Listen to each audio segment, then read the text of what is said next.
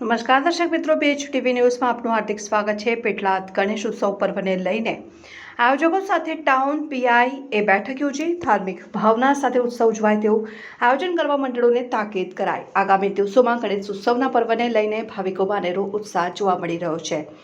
10 દિવસ સુધી ચાલનારા તહેવારની આતુરતાથી રાહ જોતા હોય છે। ગણેશ ચતુર્થીને હવે ગણતરીના દિવસો બાકી છે, ત્યારે પેટલાદ ટાઉન પીઆઈ એવી પરમારે ગણેશ ઉત્સવના મંડળો સાથે બેઠક યોજી હતી અને પવિત્ર તહેવાર ધાર્મિક ભાવના સાથે ઉજવાય અને કોઈ પણ પંડાલમાં કોઈ અનિચ્છનીય ઘટના ન ઘટે તેની ખાસ કાળજી રાખી, સાથે વિસર્જન યાત્રામાં ડીજેમાં ધાર્મિક ગીતો સિવાય અન્ય ગીતો ન વાગે તેની કાળજી રાખી વિસર્જન યાત્રામાં નશા કરેલ વ્યક્તિ સામે કાયદેસરની કાર્યવાહી કરાશે તેની ખાસ કાળજી રાખવા જણાવ્યું। Press reporter Fardeen Pathan, Petlad.